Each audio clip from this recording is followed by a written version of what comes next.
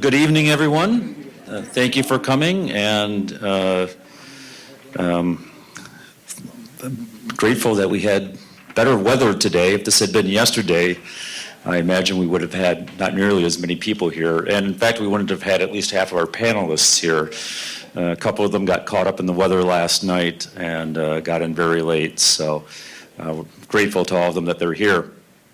My name is Jeff Paulette. I'm the director of the Ford Leadership Forum here at the Gerald R. Ford Presidential Foundation, and putting this program together because we want this to be a very vibrant civic space here in Grand Rapids, and we want it to serve the community well. And so the panel tonight is really about how we can build strong and resilient communities, and we have people on the panel who have been doing exactly that for a long time and been doing it extremely well. Just as a sort of setting the table a little bit, when Alexis de Tocqueville came to America, he observed the country and he reflected on the 700-year advancement of democracy. And he said that the thought of it filled his heart with religious terror. Now, why would democracy fill his heart with religious terror? The reason is, he thought, because it unleashes tremendous energy. And that energy can be creative. It can produce things, but it can also act as a solvent.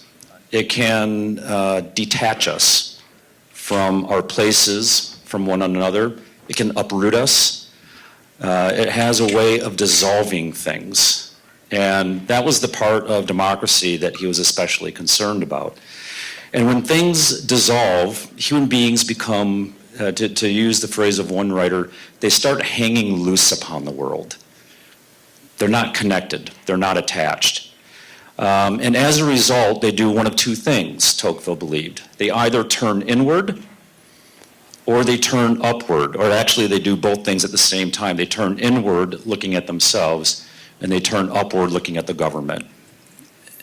And there are two things, he thought, and when they look upward at the government, they see this massive centralized bureaucracy that doesn't know how to respond to their particular needs and doesn't see them or understand them as human beings. And so he says, the average person in a democracy spends a great deal of time thinking about someone very inconsequential, namely himself. And so he said there are two things that tend to mitigate this problem in a democracy. One is religion. And the reason why religion is a powerful force is because when we look upward, it makes a difference what we see when we're looking. Do we see God or do we see the state? One will empower us, the other will make us feel powerless. And the other thing he says that helps solve this problem is associative life. This kind of energy that gets unleashed among Americans whereby they freely create associations with one another, bind together and create a common, mutually satisfying life with one another. Instead of looking inward, they start looking outward. As he says at one point, sentiments and ideas renew themselves. The heart is enlarged and the human mind is developed only by the reciprocal action of men upon one another. And so that's what we're interested in, is this reciprocal action of people upon one another by encouraging us to look outward and to revivify the ideas of neighborliness. And we know that we're supposed to love our neighbors, but we can't love our neighbors if we don't know our neighbors, and we can't know our neighbors if we can't see our neighbors. And I think one of the major problems we're dealing with in this country today is that we have rendered ourselves invisible to one another. We don't really see each other, and we don't see each other in our completeness, in our totality. We reduce one another to one little thing, and then we treat that as if that's the whole of the person. And what the people on this panel are doing is they're seeing their neighbors. They're rendering what was invisible now visible. And by seeing them, they get to know them, and by knowing them, they come to love them. And I think that's one of the main messages we want to walk away with from tonight.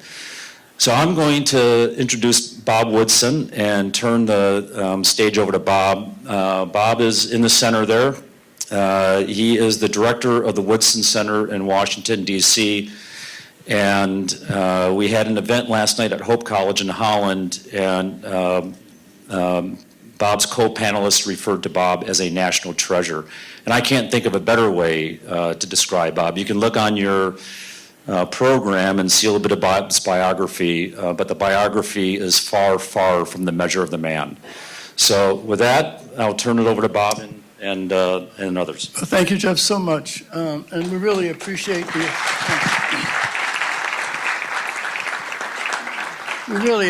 the opportunity to come and share some of our experience and our observations. There's a prayer that I utter each time that I speak, and I commend to you, and that is, God, give me the courage to tell and pursue the truth, especially when it's inconvenient to me. That if you want to go someplace that you haven't been, you got to be willing to do something you haven't done.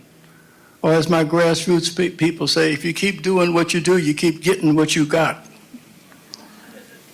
And so it's important for us to apply a little imagination. I am a veteran of the civil rights movement. I was born during the Depression. And so what I've gained from that experience is that to recognize that when I was living in a low-income black neighborhood in Philadelphia in the 30s, that 92% of the families had a man and a woman raising children. That elderly people could feel safe walking in their community without fear of being mugged by their grandchildren. And I never heard a gun fired. And so I say that by way of background to recognize that the challenges that we face today have nothing to do with what the naysayers are saying about us. We are on a collision course with our future. We are at a crossroads because of the race grievance issue that is strangling this country to death. It is destroying us. The 1619 Project that you know, that Hannah Nicole Jones, and she and her authors got together and they concocted this narrative that has now been made into a movie by Hula, the Disney-backed station. And in that, she's been promoting a false narrative there. She's saying that America's birthday should be defined by 1619, a time when slaves were first appeared on these shores, and as a consequence, America's founding documents and principles are therefore racist, and that all white people are guilty of privilege and being oppressors, and that all black people are victims to be pitied and patronized. Well, we believe that since the messengers were black, that we as freedom-loving Americans, we had to respond, but we didn't want to respond with a counter-argument. I think people are tired of the gladiatorial combat that's masquerading as debate. But we wanted to offer a more inspirational narrative that refutes the fundamental premise of what 1619 is saying, that nobody should be judged by the worst of what we used to be when we were young. How many of you want to be judged by the worst that you've ever done? Well, America should not be judged by its birth defect of slavery. That America is a country of redemption. And since black America is the moral barometer of the moral health of the nation, this is particularly timely because what they're doing is they have appropriated the rich tradition of the civil rights movement and its moral authority that it has rightfully acclaimed, and using it as a bludgeon against the fundamental values and principles of this nation. And so what I want to do is unpack some of the fundamental flaws of this.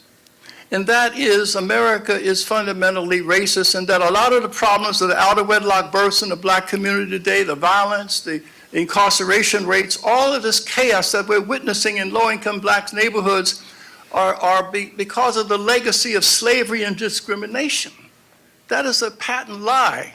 And so what we did in our essays in 17 is red, white, and black, rescuing America from from a revisionist history and also race hustlers. And in that book, we provide evidence. Unless we can make our decisions based upon fact-based truth, then lies will become normal.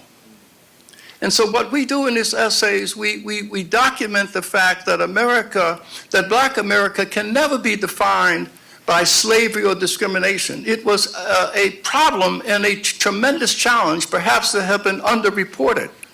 But it doesn't mean we should be defined by that. And so we offer evidence that I'd like to share with you to rebut this whole notion that today's problems. And so one of our essayists looked at the state of the black family at the end of slavery. They looked at the records of 6 major plantations that had thousands of slaves. They found that 75% of all slave families had a man and a woman raising children. And for 100 years, the nuclear family defined Americas. When government was hostile to everything that we did, we formed associations, as de Tocqueville, informal associations. Only 7% of blacks could read or write or literate at the end of slavery. The Freedmen's Bureau sent agents south to teach blacks to read. They said there's nothing we can do to help because the churches, the Sabbaths, schools on Saturdays were teaching blacks. And within 40 years, the number went from 7% who could read and write to 70%. Never in the history of the world has a people achieved such a great feat, but they did so by relying not on government, but by institutions within their own community. And when we were denied access to hotels, we built our own hotels. Because in New York, it was the St. Teresa, the St. Charles in Chicago, the Wallahaji in Atlanta, the Carver and Calvert hotels in Miami. I could go on and on. When we were denied access to businesses, we set up our own Wall Street. In Durham, North Carolina, it was called a Haytide section. We had 100 businesses and 600 residents. And during the Depression, not one of those businesses went under because blacks had a boycott. We had the first company to sell nylon stockings. And because we wanted to sell them to the national community, they hired an all-white sales force. and went on. And so in Chicago, that you hear so much about the violence and to say, the left says, well, because of redlining, blacks couldn't start businesses. Well, our research revealed that we had 731 black-owned businesses in the Bronzeville section of Chicago. We had $100 million in real estate assets in Chicago alone. When we were denied access to capital, we couldn't have insurance companies, so the churches had burial societies where every Sunday you take the collection, you put it aside. And with that, A.D. Gaston, Alabama's first black millionaire, he gathered this capital and formed the first black insurance company. And so when the Montgomery bus boycott came on, he said, well, why don't I just buy the company? There were 20 blacks who were born slaves who died millionaires using the principles of free market economy. One was Biddy Mason. We detailed 20 of them, just to give you an example of what I'm talking about. Biddy Mason was born a slave in Mississippi at 17. She was sold to a man who was a Mormon, so she walked behind a wagon all the way to Salt Lake City, and she had 3 children, one by the slave master and 2 others, and she couldn't read or write, and she cooked and she walked behind. And then she had to walk behind the wagon to Los Angeles. And when she got there, she found that it was a free state, and a white judge released her. She was a midwife and made $1.50 a day. She saved her money for 10 years, built and purchased property downtown Los Angeles. And after that, when she died, she was worth the equivalent of $3 million. She was the founder of the A&Me Church. And there were 20 others, one that you may hear the name. Elijah McCoy was a man who was born of free blacks in Canada, of fugitive slaves, and he was trained in Canada as an engineer. But when he came back to Chicago in 1848, because he was black, he was given the worst job and that is to oil the wheels on trains. The most dangerous job because he was black. He was the engineer. But what he did was invent a machine that would automatically lubricate the thing, and he became rich.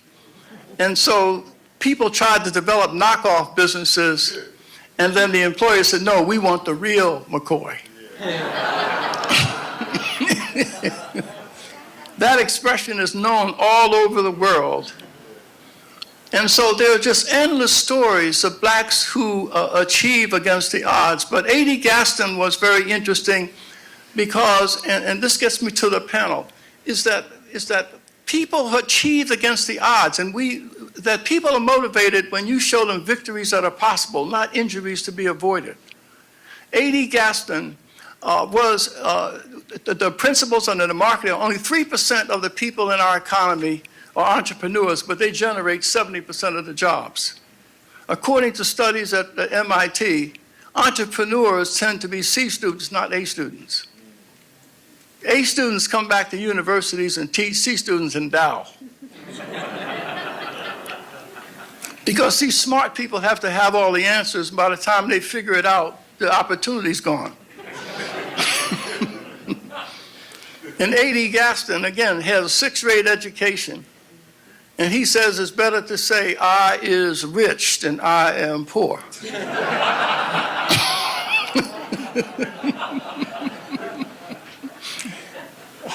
It is common sense knowledge and ordinary people that are the drivers of change in our society. It is not. But right now, the whole national dialogue is being controlled by a small group of elite, guilty whites who are seeking absolution from crimes they never committed. And elite blacks are seeking absolution from injustice they never suffered. And so it behooves all of us to come together and challenge this racial narrative. And one of the ways that I want to challenge this is to announce tonight that this is for all you guilty white people. I am a self-certified racial exorcist. So I absolve you for the sins of slavery and Jim Crow for at least 2 years. I'm thinking about developing a certificate that I can sell you for $50.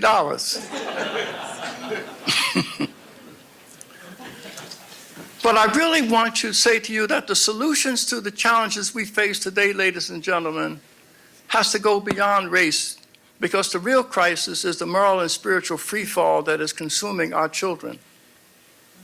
That the highest suicide rate in the country is 6 times the national average among whites in Silicon Valley. 6 times the national average. The highest rate of deaths of children in Appalachia is prescription drugs and homicide for the inner city. So our children are growing up without a sense of content or meaning to their lives. And we have to find, but we're not going to do that if we have to look at each other through the prism of race. And so therefore, what we are doing at the Woodson Center to push back against the race grievance industry, we have taken a step to use the principles of the market economy. Just as I said, 3% are entrepreneurs. Well, the people you see sitting up here are social entrepreneurs. God uses broken people to repair society. And so the challenge that we face is, how do we address poverty? How do we address these challenges within the inner city? We're not going to be doing it because government created the problem in the first place.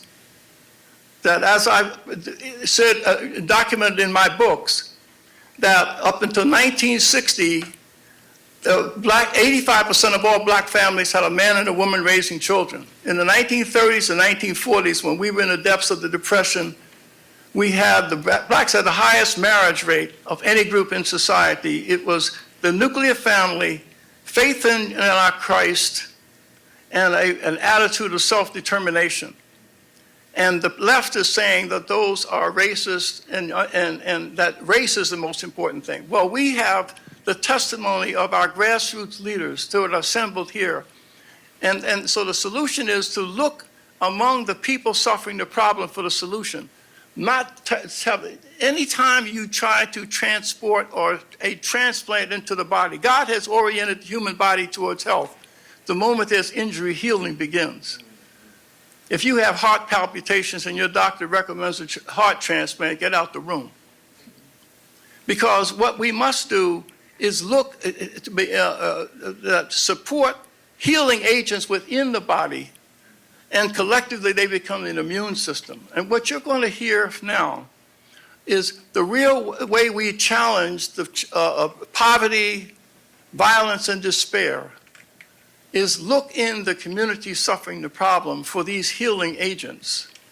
And we must support and elevate them so they begin to give us the wisdom that we need and the strategies. And so right now, I want you to hear from these healing agents. And I want to start with John Ponder. John Ponder is from Las Vegas. He has a group called Hope for Prisoners. And John's personal testimony and the work he's doing is amazing. And I want John to start off, and then I want Sylvia Bennett Stone here. She is the director of Voices of Black Mothers United, a group of moms who lost children to homicide who have come together. And to my right, Andre Robinson, the Milwaukee Christian Center, and he is a leader in the city of Milwaukee in turning young people, gang members, away from crime and violence and making the schools and communities safe. And Patricia Wyatt and her husband, Gary Wyatt, are in Akron, Ohio. Patricia is in the school system doing some amazing work of encouraging children. And Gary Wyatt and his ministry in Akron, Ohio also has done the yeoman's job. When there was a police shooting about 6 or 7 months ago, it's the one city that did not burn because he mobilized to work with the chief of police, the mayor, and mobilized against those elements that will come into the city, Black Lives Matter, and burn the place down. Instead, Gary said, you will not do this in my community. So these are assets in our cities, and I'm anxious for you to be inspired by their experience as I am inspired every day by them. Thank you. Thank you, Bob. Good evening. Man, I can tell you it's been an incredible day here in your beautiful state. I have to tell you a story. I am from Las Vegas, Nevada, and when I told my wife that I was going to Grand Rapids, she grabbed my face and said, "In February?" And then I told her it was Bob. She says, "Oh, okay, go ahead." So, but it's been a fun day. So by way of introduction, my name is John Ponder. I'm the founder and CEO of a ministry called Hope for Prisoners. And what Hope for Prisoners does is we work with men, women, and young adults that are exiting different arenas of our judicial system. So we work with men and women who are coming home from state or federal prisons, city, county jails, drug rehabs, halfway houses, transitional facilities, and the likes. And what we do is provide the supportive services to help the men and women returning back to our community, not only get acclimated back into workplaces, but we make sure there's mechanisms in place through partnerships that we built up with employers that once they get inside those workplaces, they're going to be afforded every opportunity to thrive and be able to grow and afforded every opportunity to succeed. We address the needs for them to get acclimated back into their family, which has been a missed mark of reentry since forever. It's like no one's ever paid the particular close attention that's needed for the men and women that are coming home, that they have to go back home, the wives and husbands, and particularly get reconnected with their children. So we work as best as we possibly can to ensure there's a mechanism in place to help with that family reunification component, because everybody in this room can attest to the fact that if the family life is not right, if the home life is not right, then everything else in the world has a tendency to fall apart. And then on the back end of the process, because there's a long-term 18-month or more journey that we walk with them, looking to do everything we possibly can with every resource we have available to us to ensure that we're helping them to be stand-up leaders out in our community with an overall goal of never, ever, ever reoffending again. So Hope for Prisoners was birthed out of my own personal experiences. I was the guy who was coming out of the system since I was 12 years old. Been in and out of every juvenile system in the state of New York, multiple jails, prisons in the state of New York. I did 2 prison terms in the state of Nevada, and then I got stretched out in a maximum security United States federal penitentiary behind 50-foot walls. So coming in and out of the system all that time, I made a whole lot of mistakes trying to get life right. And I would violate and go right back to prison. But it came a time on this journey where God taught me tremendously valuable lessons from all those mistakes that I made. And those lessons that I learned, it helped me live life on a whole nother level. So what my passion in life had become, the reason why I know that my God wakes me up every morning is to turn right back around and help the other men and women who are facing those same challenges that I once had to face, to do everything I possibly can to blow the doors off the hinges. And notice that and just say, open up doors, blow doors off the hinges, and help to escort them up to the next level of life. So I founded Hope for Prisoners back in 2009 when I came home from prison. And since that time, we've had a chance to work with over 5,000 men and women. Of those 5,000 people that we've had the great privilege to work with, according to the University of Nevada, Las Vegas, who came in a few years ago and asked us to move out of the way, and they wanted to do some white paper on us. And what they determined was that 74% of the people that we've had the privilege to work with were able to secure sustainable wage jobs out in our community. 25% of those were full-time employed in sustainable wage jobs within 17 days after graduating our process. And of those men and women that we've had the great privilege to work with, according to the University of Nevada, Las Vegas, not John Ponder, not Hope for Prisoners, their criminal justice division, what they determined was only 6% of those people went back to the prison system. There's not another reentry mechanism in this country that to say they're putting up those kind of numbers. But to be quite honest with you, I'm not satisfied with that 6%. My desire is not to lose anybody. My desire is to do everything I possibly can to help the men and women that are coming back home, get back out in our community and never, ever, ever reoffend again. So how do we do that? How do we get to those kind of numbers? It's simple. Everything that we do starts out pre-release and again is post-release. And it starts with training. And the reason why we train is because we know, and I speak from my own personal experience, the vast majority of people from this segment of the population, they really do want to change. They have no idea how to do it. So for so long, we've been telling people from this segment of the population to come home and be a productive member in the community. They have no idea what that looks like. Or we tell them to come home and get a good paying job, and some of them never worked a legitimate job a day before in their life. Or we tell men to take their rightful position in their homes as the husbands and fathers that God created them to be, and they have no healthy reference point up in here what that might look like. So that's what it is we do. We come alongside them and teach them the things, and not only be able to get a good job, be able to maintain that good job, and then lay down the foundation to where we're going to help them to build up this brand new life to where they never, ever, ever reoffend again. One of the cornerstones of our success is not only intensive case management, but mentoring. If you ask anybody who has ever achieved any significant levels of success in life, how'd you do it? How did you get to where you are in life? If that person's completely honest with you, they're going to admit that they did not get there by themselves. They had people that were in their life guiding, directing, push, pull, and drag, and sometimes kicking them in the rear end every single step of the way. So we've trained up in our community over 550 men and women who serve as mentors. Now, these mentors come from a very diverse group of people. These are pastors and leaders from churches across Southern Nevada. These are business owners and business leaders in our community that are pouring their life into formerly incarcerated people.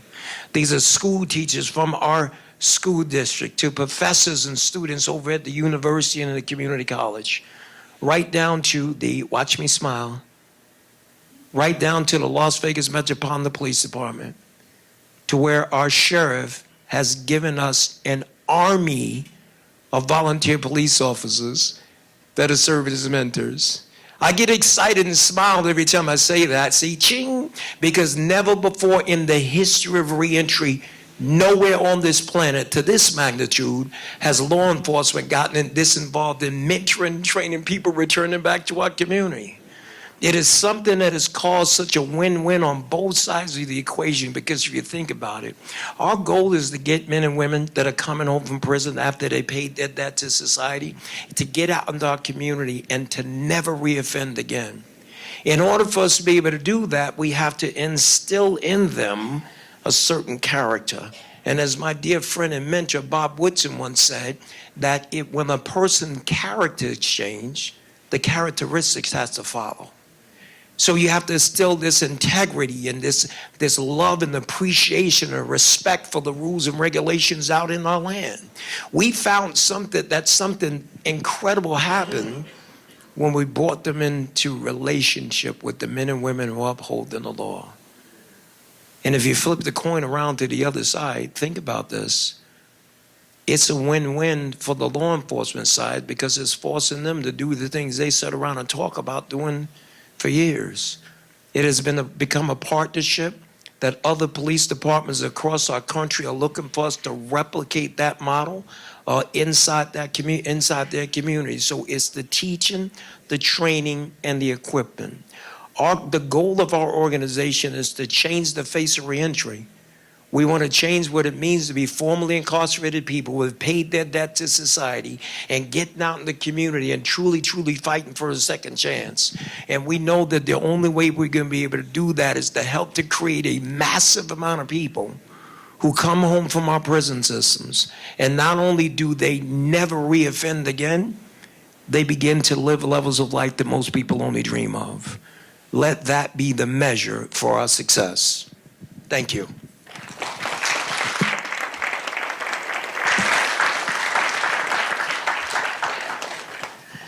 Good evening, everyone. My name is Sylvia Bennett Stone. I am Director of Voices of Black Mothers United, a project of the Woodson Center. And I will start by sharing my personal story. I am that mom. That mom means the mother who gets to call in the night and saying that you need to get down to the hospital, something has happened. And never in your wildest dream do you think that they're going to tell you that your child has been shot and killed. But I am that mom. My background was working within the juvenile system, developing alternative programs for youthful offenders not as a side from not getting incarcerated, I'm sorry. And I never would have thought in all my days that I would become that mom. A bullet went through my daughter's body and stopped in the heart of her girlfriends. 2 girls died. 1 bullet. But I refused to become a victim. I refused to do that. I decided that I would try to help other moms.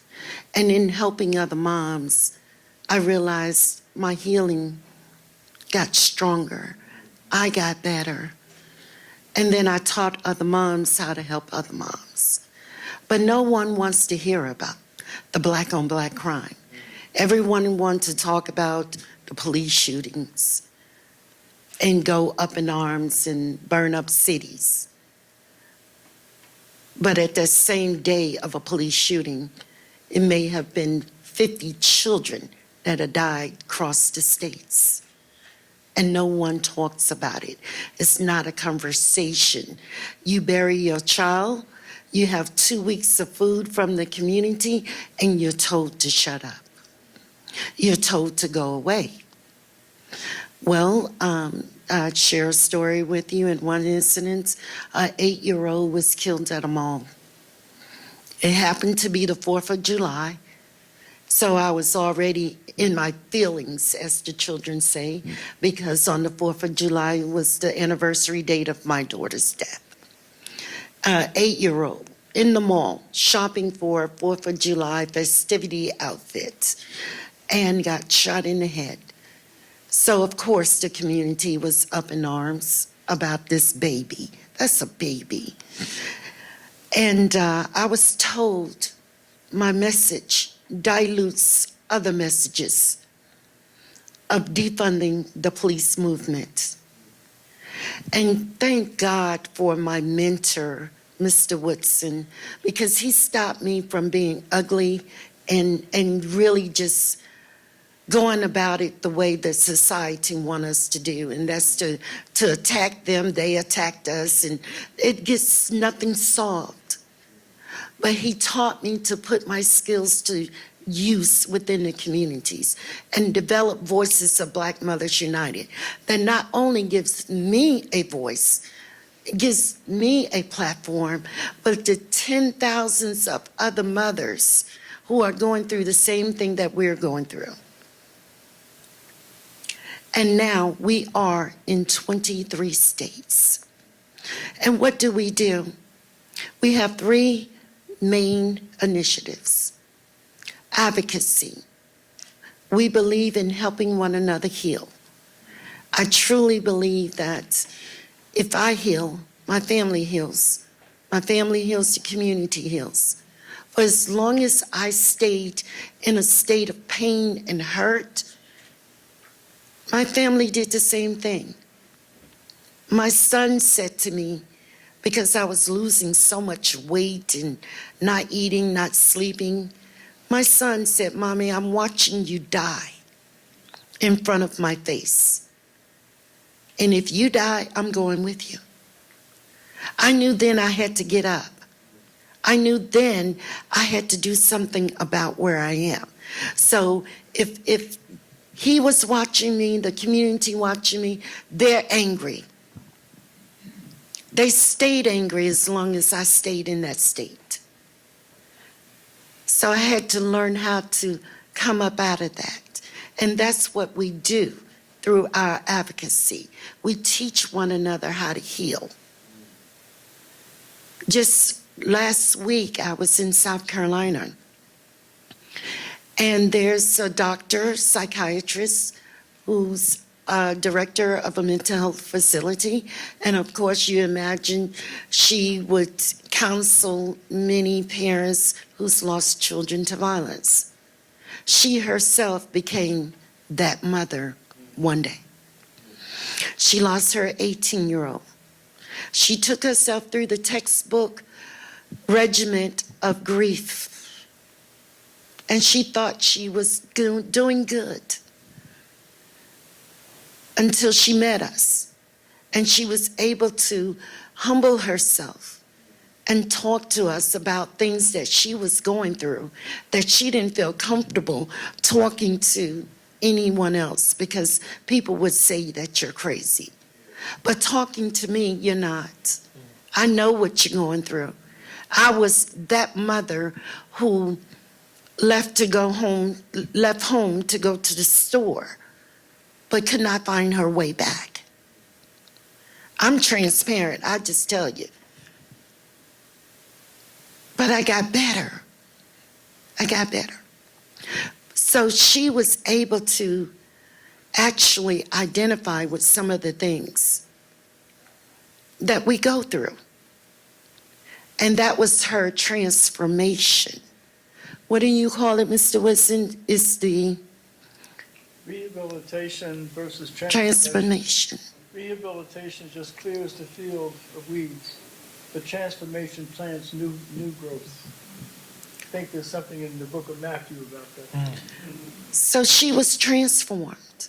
even though she thought with her doctorate in psychology that she was healed. And perhaps she was to a certain degree. But she said to us, now I can breathe.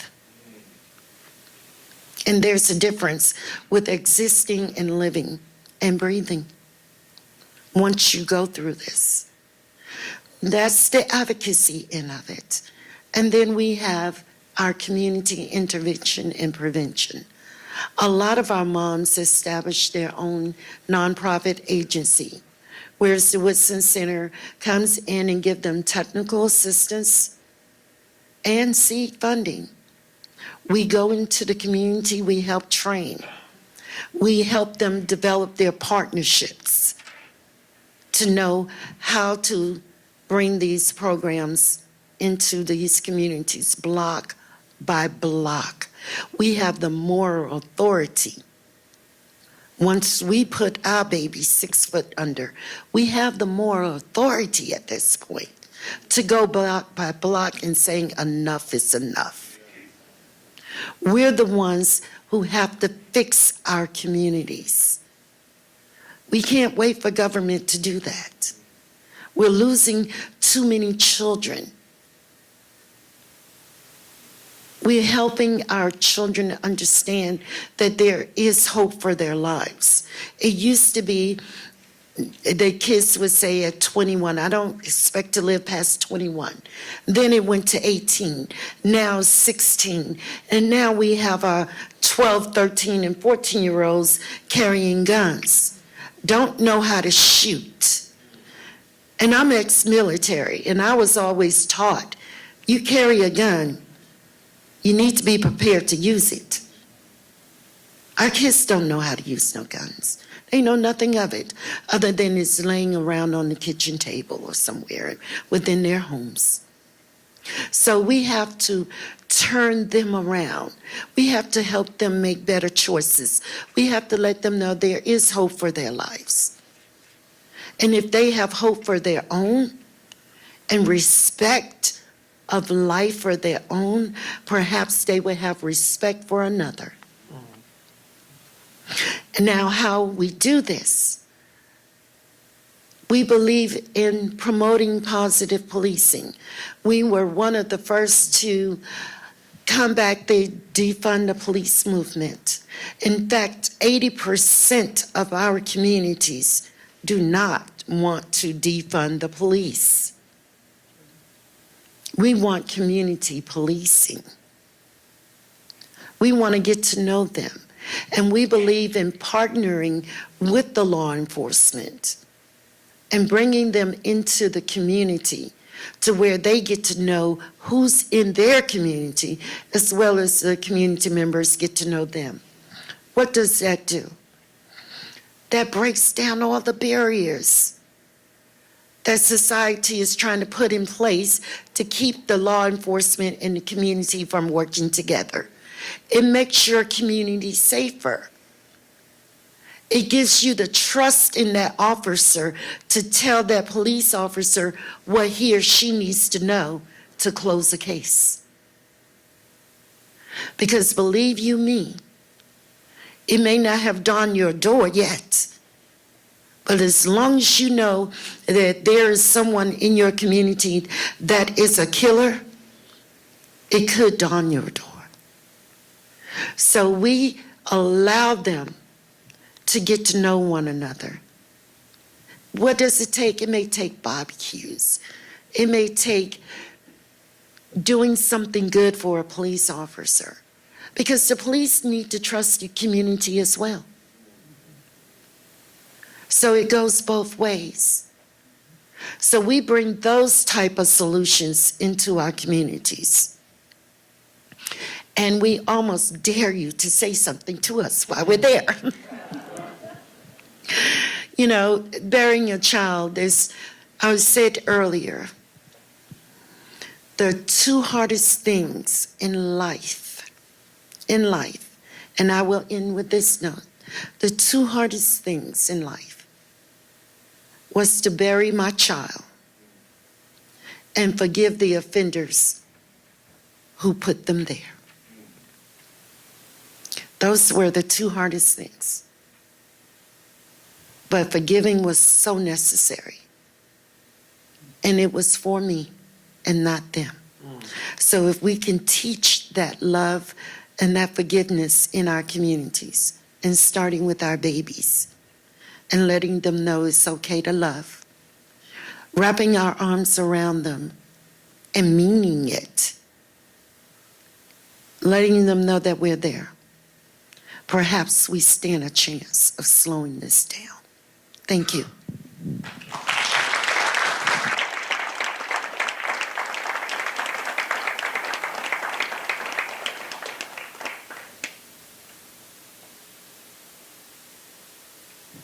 Good evening, all, and thanks for having us tonight. I'm often very long-winded when it comes to this topic because I've been doing it for almost 20 years now, and there is so much that once I start talking, they're like, "Oh, say that. Oh, you remember this? Oh, that," and I have to put myself on hold for a second. So I'm going to try and not be that person tonight because I got two of my colleagues still to go, and I want you all to get a great picture of what we all do. I will start off by saying that as a teenager, I was an urban domestic terrorist. Okay, I grew up in Chicago, and I lived the life of a gangbanger and a drug dealer for probably about 4 years while I was there before I moved to California to go start all over and do the same thing over there for a couple years. The one thing that changed me, and before it changed, my mom told me, she says, Dre, you're either going to end up dead or in jail. When I left home, that's what she told me. And I didn't think about it because I'm like, you don't know what I've gotten away from. I've been shot at, I've been cut, I've been stabbed. All these things have happened to me, and my mom telling me that I'm going to end up dead or in jail just didn't register with me at that point.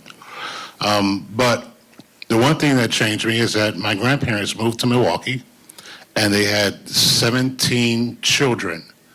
And out of those 17 children came 63 first cousins. And they all lived in Chicago. But my grandparents said, "Hey, we got to go. We got to get out of here. We're moving to Milwaukee." Not one of those family members, my mom included, moved to Milwaukee to take care of my grandparents, and it really upset me.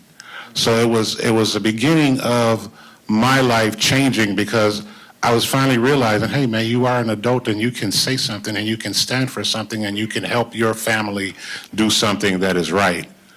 I left California and moved to Milwaukee to be with my grandparents. I wanted to be that example for my mom, her siblings, and everybody else that had the ability to pick it up and move and support the matriarch and patriarchs of our family.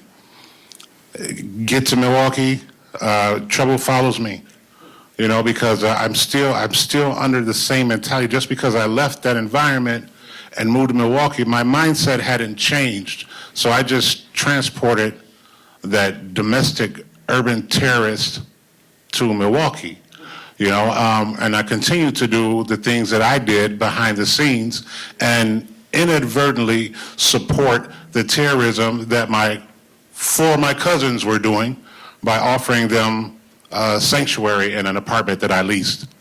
I had no knowledge of what they were doing, and I didn't care.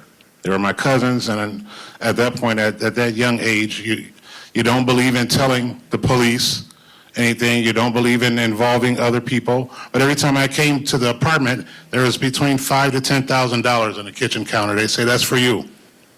I'm like, "All right, thanks." Thanks. And I'd take that $5,000 to $10,000 and I'd move on. After the fact, I learned that my cousins were robbing armed masked robbery of grocery stores and hotels. Since I never asked, I was never able to counter what was coming. I just happened to go to the apartment one day and I'm sitting there and lo and behold, there's a bang on the door and there's about 38 cops and SWAT teams at the door with shotguns. I'm like, I should have asked what they were doing, but I didn't. So I got caught up. I was the youngest out of the group, even though I was criminally the most successful out of that group. I was the youngest. And so what happened was I was sentenced to party to a crime to armed mass robbery, 2 counts. I received 5 years incarcerated in prison for 1 count and 5 years on probation for the other count. I served 1.5 years on the first count, and I was released on December 31st, 1991. Who releases a young person, especially that has been in harm's way and has been a domestic urban terrorist for this long? Who releases them on New Year's Eve? I almost felt like I was being set up. So in my mind, I says, all right, you're not going to fall into this trap. You're going to spend New Year's Eve with your mom, that prophet that told you you would end up in jail to begin with. It was the hardest thing for me to do, but I knew it was the only thing for me to do. After I did that, I started to figure out, I am never going to jail again. I am never going to get caught up. I'm not going to be out there selling drugs or doing. I need something different. I need to grow in a way that I had never allowed myself to grow before. I applied for a research assistant job at the largest nonprofit agency in Wisconsin. It was called the Social Development Commission. It is actually still around. It's just not doing the same things that it was. It was a $78 million agency with 145 different programs in it. The lady that hired me, she became my mentor. She was director of urban planning and research at that agency. And when I went to apply, she says, can you write? I says, of course I can write. I'm an outstanding writer, and I can sell anybody anything, anywhere. And she laughed. She says, okay, well, we'll see if you can write.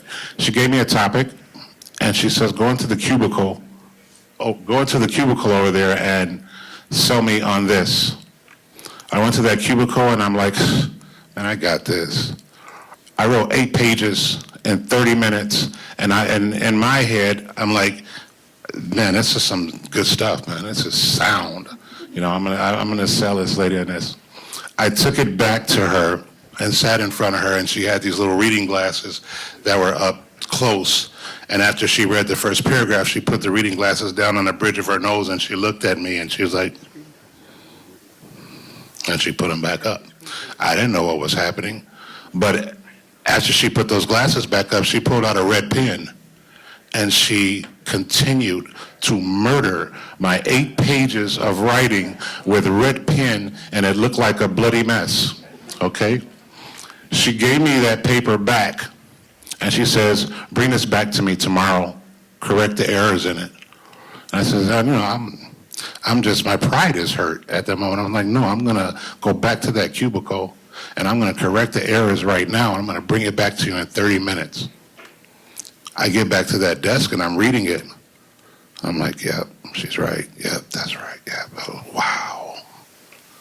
So I rewrote it. I condensed that 8 pages down to 2.5 pages, and I took it back to her. And she said, you start tomorrow. It was the first time that anyone had given me a chance at anything that was legitimate and that could be a career. Of course I could have worked at McDonald's. Who couldn't? But it's like, that I felt was beneath me, and I wasn't going to do that. This lady gave me an opportunity to do something real with my life, and for that I'm forever grateful for her. I said all of that to say that I spent 14 years at the Social Development Commission.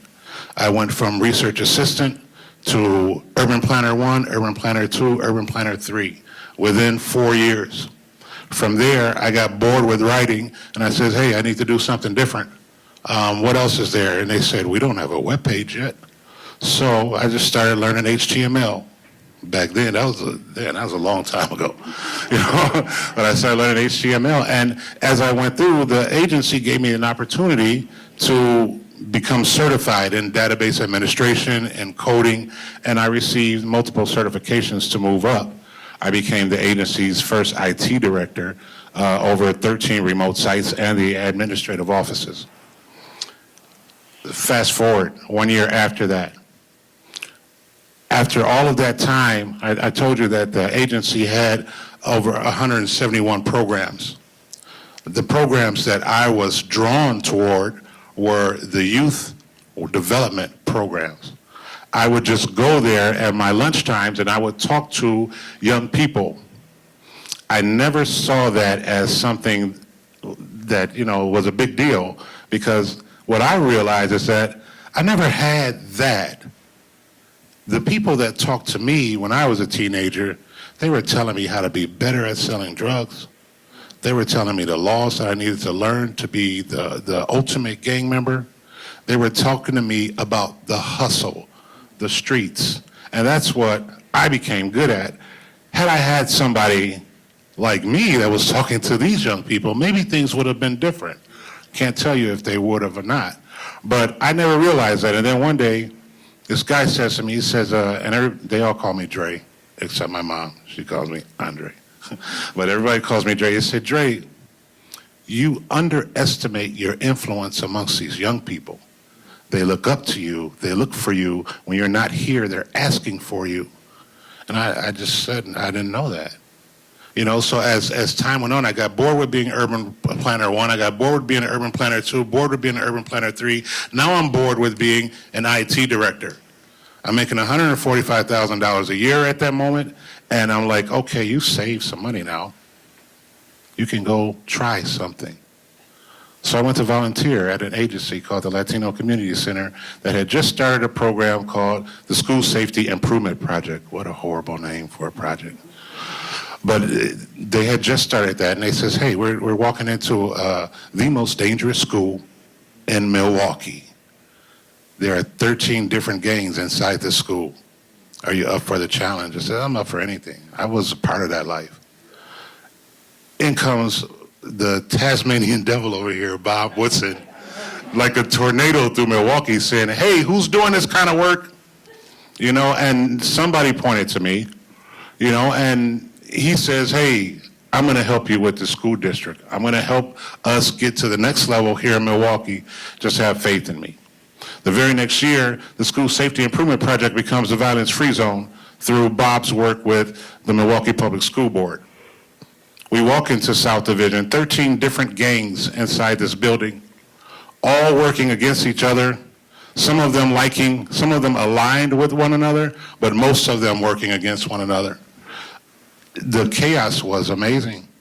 Every day, at least 10 to 15 fights a day with safety aides, with faculty and administration who are ill-prepared to even walk into this situation and have any impact. We're there, we see it. What do we have to do? We have to observe. I can't walk into a brand new building and say, hey, I'm here to help you. I'm here to save you. I got 13 different gang leaders. They're going to look at me and say, yeah, whatever, man. Sit down. I need to find out who the leaders are. I need to find out who's in charge in this building. And that's what we did. Myself and two ladies who were, just amazing in their roles. And as we figured it out, we watched, we took notes, and after a month's time, we pulled all 13 gang leaders inside the auditorium. And we sat them down and we told them who we were. And then we asked them, what were the issues in the school? How can we assist you to do better in school? How can we make sure that instead of you fighting, that you're in class? How can we make sure that we can build some truces amongst some of the people that you are fighting, so that you can have some sense of security, some sense of safety, and you don't always have to be on alert so that you can learn during the day? And they just started rolling off stuff. Disciples said, hey, our lockers are way too close to Latin Kings. Every time we go to our lockers, we see one of them and it causes conflict. All right, that's an easy fix. Go back to the administration and say, hey, we need to move the disciples' lockers up to the 3rd floor. Keep the Kings on the bottom floor. No more fights between those two inside the school. Something that small it changed a whole lot of things. And it's like nobody ever asked the young people, what's wrong? How can we change what's happening? Nobody ever asked them, but they all went to rush to change it. How are you going to change it if you never watched? You never saw anything. So I think that that was our role. So in the very next year, South Division High School went from the most dangerous school in the district to the safest school in the district. Okay? I say in 1 year, and it's documented by the school board, not by us. It's documented by the school board, and we had that transformational change at the next 3 schools that they put us in. I say all of that to say, hey, that school didn't become the safest school in the district just because of us. It became the safest school in the district because we are experienced at building relationships. We built the relationships with the safety aides. We built the relationships with the 13 different gang members. We showed them how to work with their teachers. We showed them how to work with faculty and administration and the school social workers. So what happened was the school became a community, and everybody started recognizing that, hey, I got a part here to play. Let me play my part. But without them realizing that, we would not have been successful in that school. It took all of that community to make it happen. And I think that I make sure that I preface it that way because the same thing's happening out here. It takes all of us, regardless of our background, ethnicity, whatever. It takes all of us to get to that point where we say to ourselves and we say to those out there, I'm here. How can you use me? I'm here. This is what I want to learn about you. Can I observe you for a little bit? Tell me what's happening in your life that maybe I can offer something, maybe I can offer advice. Over the course of the next 17 years, this program has been funded by a school district for 17 years. That is unheard of anywhere. And I'm not talking about funded to the tune of $50,000. I'm talking about funded to the tune of up to now $2.5 million. That $2.5 million employs 30 staff members on my team, all right? From 5 youth advisors at each school, and I have a quality assurance, a data person that makes sure that we are documenting what we are doing. We are documenting what is happening. We are documenting the students and how they perceive our program and their relationships with their youth advisors. These are all things that we need to make sure we are putting into the universe. So when it comes down to Bob telling me, hey, Dre, we got an opportunity in Los Angeles. We need to go over there. They're not going to listen to me just going over there and say, hey, we did it. They're going to want to know how you did it. What did you do? What were the steps that you took? Because we have people here that we think can do that. Right here in the city. And actually in Antelope Valley, California, Bob brought me and 4 members of my team down there, and we made sure that we helped that community identify their people, hire their people, and then we gave them the process that we use in Milwaukee, from data collection all the way down to mediation, conflict resolution, de-escalation. All of that. It was packaged and given to them. All right? Those are the things that we do. When it comes down to Milwaukee, though, Milwaukee has advanced. And I was just telling Bob earlier, the best thing about my role in Milwaukee is that I have overseen this project from the beginning. So 2005 until current. So I've been able to see what this program has been missing, what those young people are missing, what this community is missing, and then I've been in a position to say, okay, this is how we're going to do that. So not only are we doing the Violence Free Zone program, but underneath the Violence Free Zone program is a Young Professionals Academy. The Young Professionals Academy, it comes from students who have graduated from violence, and I use that term graduated, but you never really graduate because we are in your life forever. I'm still calling young people that I mentored in 2008, and they call me. But they move forward once they show that they have matured to a level where I can take a job, I can be interviewed, I can maintain a job. Okay, so now you're in Young Professionals Academy.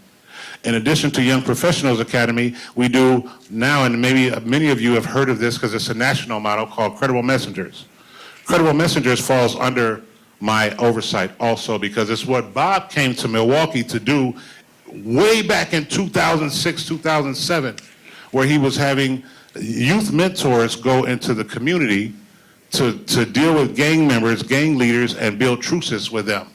Okay? Credible Messengers does that, and Violence Free Zone youth advisors are inside schools. So we are always moving toward what's going to happen next for our young people, and our young people come back to do things now. I have, and this, I'll say this and I'll be ending. One of our mentees who was on my caseload, she was one of those gang leaders at South Division. She was one of those 13 gang leaders. She stood 4'5" tall. She had 50 plus young women that were under her. All right? She got through all of that. She graduated high school. She went to college. She became she is now what is that word? No, she is now the PR. She's now the PR person for PNC Bank. She's a director of that. She comes back to South Division and she does financial literacy courses for our mentees today, to this point. And there are hundreds of stories like that. You know, so that's why we do what we do, because we know that we make an impact, that our community is changing because of our efforts. And I just want everybody else to know that it's possible. It's possible. Thank you. As you can see,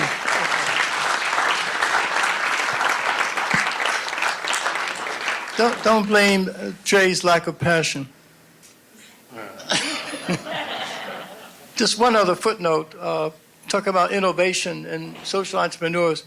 The kids at South Division said, we're not getting the parents involved, so how can we get them involved? So they got themselves certified as IRS tax preparers. And because most black and low-income brown parents don't file taxes, and they're not banked, so they worked out a deal with the 5 banks to set up kiosks in the gym. And a condition of them helping with their taxes, they have to open bank accounts. So they had a chance to do financial literacy. The first year, they returned $650,000 to the parents. The second year, $1.2 million. And so they had no problem getting parents involved. Only this kind of innovation can come from the bottom up, from people of owner. So with that, I'll introduce Pat. Good evening, everyone. It's been a pleasure so far to be here. We appreciate you having us and listening to us. My husband and I have our own nonprofit in Akron. He's going to talk a little more about it, but I'll just talk about my role in the schools. I work for a public school, Akron Public Schools, in Akron, Ohio. And the reason why they made my position is called a climate coach. However, you might know it as behavior specialist or behavior interventionist. So I work with behavior children. And so the reason why they made that position was because we were known, Akron Public Schools were known for putting children out for their behaviors.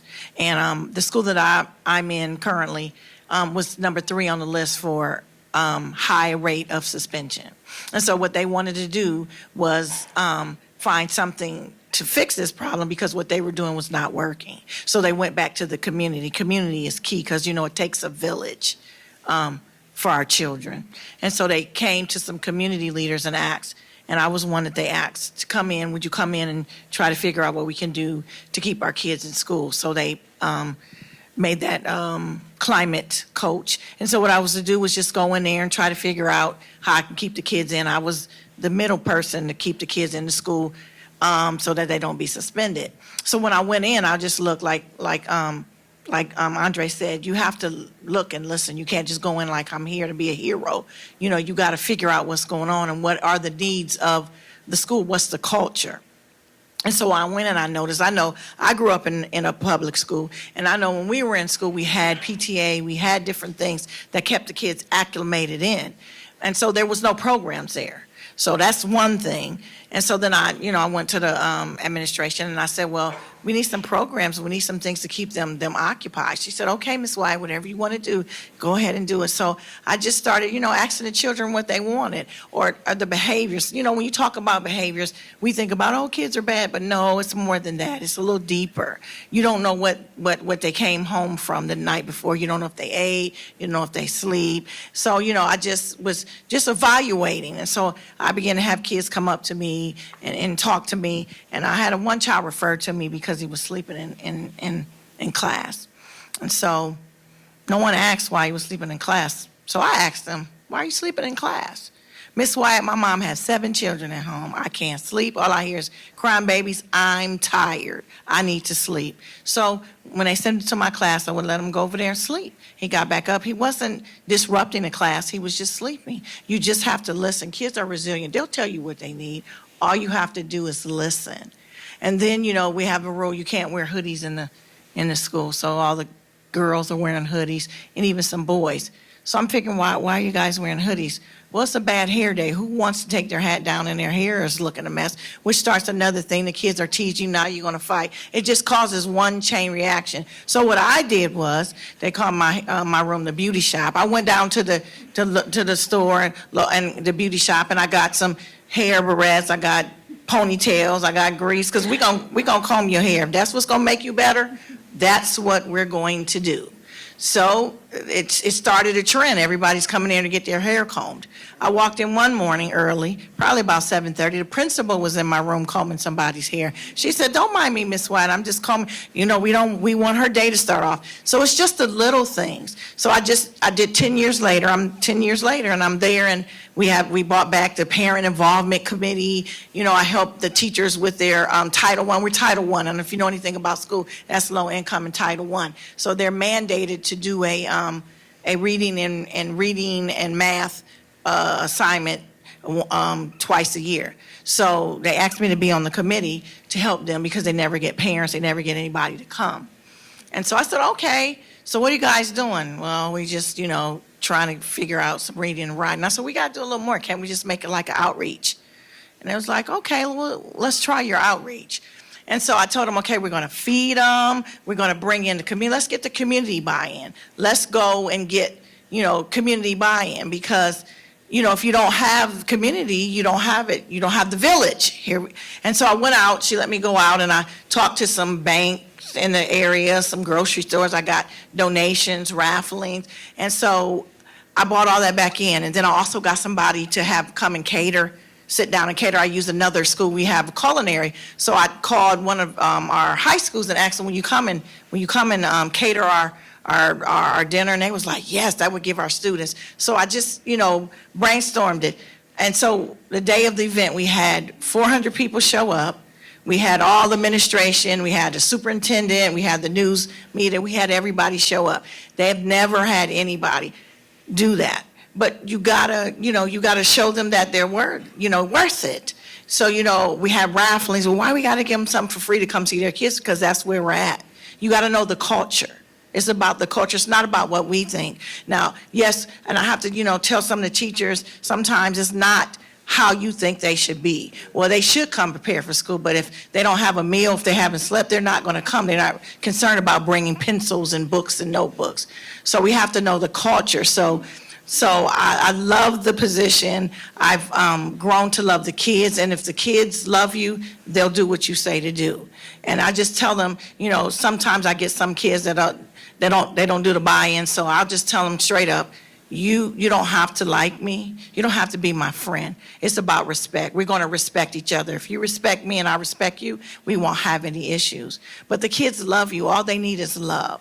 And I'll tell you this, and I'm going to turn it over to my husband. I don't want to be long-winded, but there's a sixth grader. He was a boy, very, very mean, one of the worst behaviors in the school. And it trickled down to other. And come to find out, he really have a good home life. He has some issues with his mom. And, he comes to me and he's all mad and irritated, and I don't want to be here. I don't, like my life, this and that. Well, what's wrong? I said, I know what it is. Nobody's told you they ever loved you, did they? And he looked at me, that's gay. I was like, no, it's not. it's okay to have someone love you. And he, then he dropped his head. He's like, I don't think nobody loves me. But I said, I love you. And he dropped his head. I said, don't drop your head. Look at me when I tell you I love you. Look somebody in the face when they tell you. And I need you to tell me you love me back. And so he said, yeah, Miss White, I love you. I love you. And ever since then, he's been my best friend. And I'm glad, because now with his behaviors controlled, we got a whole section controlled. And so I always check in on Miss Wyatt. I love you, Miss Wyatt. I love you too. So you have to affirm children. He's never heard that anybody loved him. And I told him, I'm a boy mom, so I understand what it's like to have boys. And that's okay. It's all right to be sad and to want, but that's okay. You're a boy, and you're going to be a man one day. So I need you to be a leader. I got to instill affirmation. So I do mindfulness activities with them. We do circles. I mean, we just do things to affirm them and to correct those behaviors. It's not just in there, you get a detention, you do this. No, you have to see what the root of this behavior is. And so I got a hair shop in my room. I got a food pantry in my room. You're hungry, I'm gonna feed you. You need your hair combed. We have clothing in there. So whatever the needs is, I try to meet it. The children, and when they get to know you, when they trust you, they'll tell you what you need. All you have to do is listen. So I have a quote that I go by, and I have it hanging in my classroom and out my door. Frederick Douglass said this: "It is easy to build strong children. It is easy to build strong children than to repair broken men."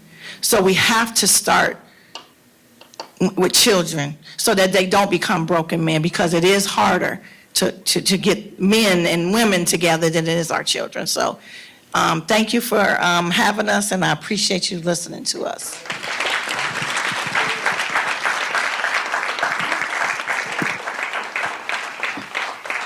God bless you there. Since my wife used up half of my time, I'm gonna give you the short. Most of my time, I'm gonna give you the short version of the story. Since we have a book out there on the table that I brought is free for everybody. So on your way out, just grab a copy of our story, and then you'll understand why we do what we do. But what I want to talk about before I just share a little bit of my story is.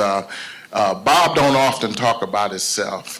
Most people, they don't really, unless you like real super haughty, you know what I mean? I don't know if I ever heard Bob ever say I.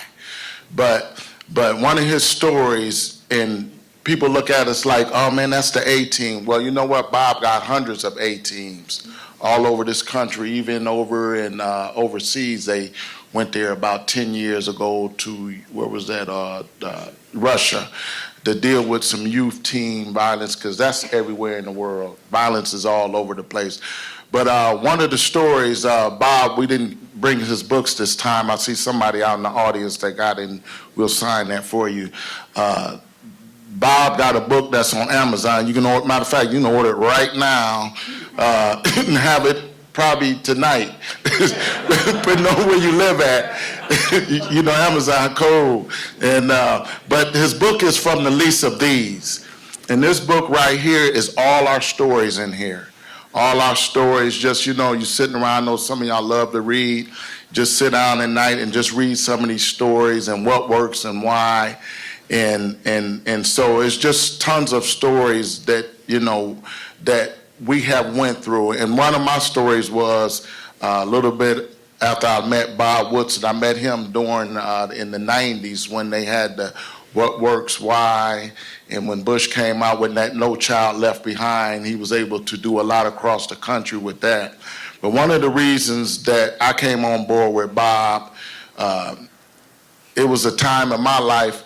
Just before that, I had got out of the military, was in the active duty Navy, got out in the 90s, came through the Persian Gulf War, had a little PTSD going on, and all kind of stuff was going on in my mind, and me and her was just dating. By the way, this is her on the front of the book. I know some people look and be like, I wonder, is that the lady up there? Well, ain't no black lady. If not, no lady gonna let somebody else be on their husband's book. I don't care who you went with, But this is my wife. Yeah, she was about 18, 19 then. But when I had got out of the military and I messed around and wanted to start selling drugs, as Andre said, got in the game a little bit, learned a few things in the military, mostly good stuff, but I messed around and ran into some folks out in California was doing some stuff. So I brought it back to Ohio and started selling drugs. And I was just going to do it for a season, just enough to get me a few little things, get ahead. And I messed around and really got into this game. And the thing about it, we were selling crack. That's when crack was big back in the 90s. One thing about crack, it wasn't killing nobody. It was just messing you up and just getting you high as the sky. But the thing about it, even though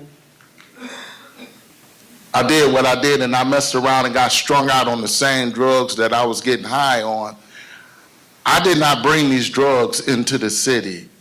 Somebody, through a collaboration, so you can collaborate good and bad, they was flying this stuff in and we was getting it. I didn't ask no questions who flew it in. All I know is black people wasn't flying no planes back in the 90s. It was very few. So it had to take a collaboration to get this stuff here. And then when it got to the streets, we did what we had to do. But lo and behold, as I got strung out on crack, I messed around and was smoking over $1,200 worth of crack cocaine a week. I was just strung out. It was to the point I wanted to commit suicide by cocaine. And I remember sitting there and I wanted to just blow my brain up. And I was like, Scotty, beam me up. I am ready. I'm messed up. I'm toe up from the floor up. You know, I can't face my family. You know, she didn't even know I was that strung out on drugs. But I had asked God, I said, I am so high. Listen, one hit of crack is too much, and 1,000 hits ain't enough. 400 years of slavery didn't do what crack did to the black family. We weathered the storm through slavery.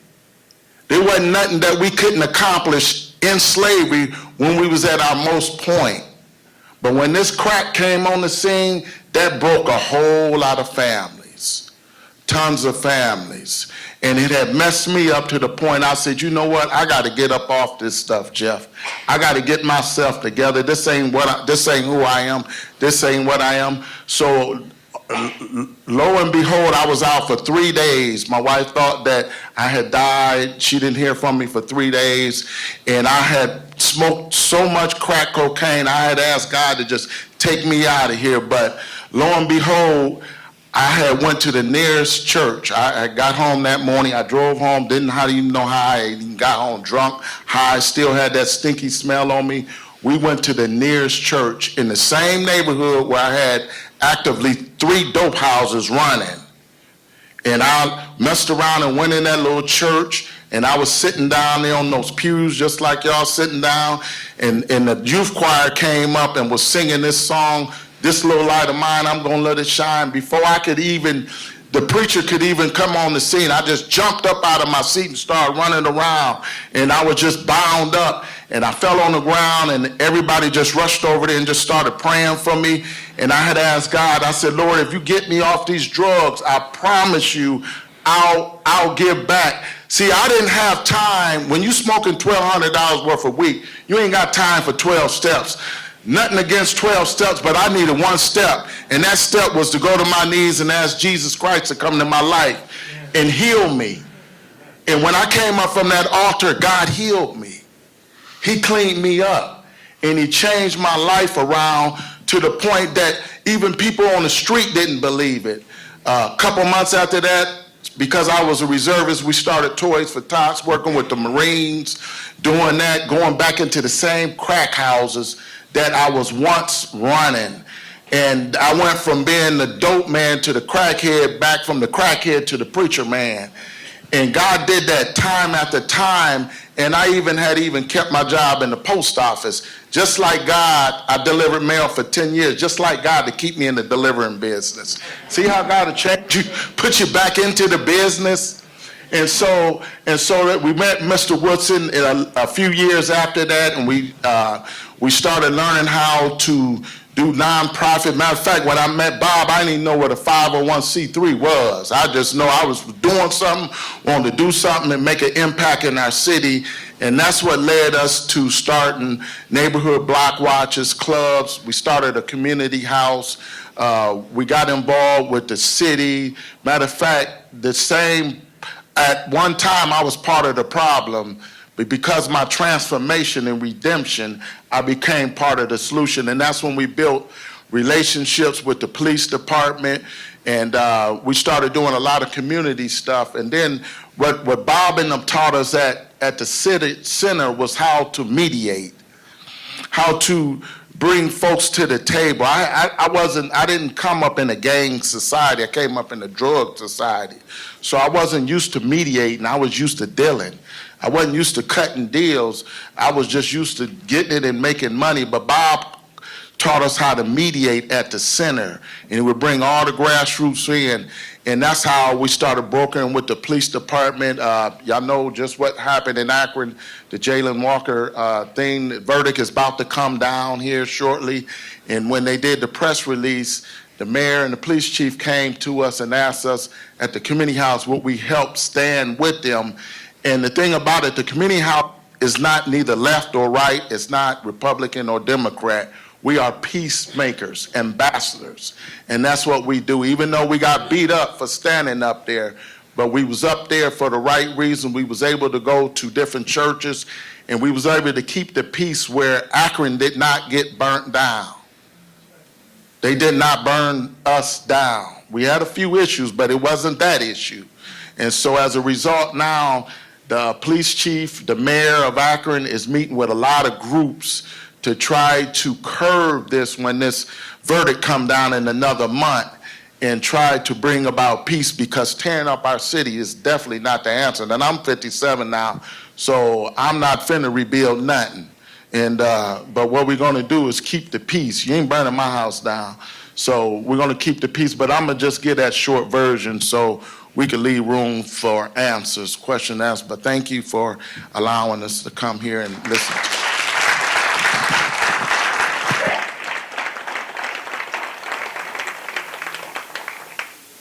I think we have time for one or two questions from the audience, if there's anyone who has a pressing question, and then we'll have coffee and cookies outside. Or I will say that our panelists were so thorough that there's really not a whole lot left to say after that. So, okay. Well, thank you very much for coming to Grand Rapids in February. Especially. We're very grateful, and yeah, please join us for a reception afterwards. Thank you.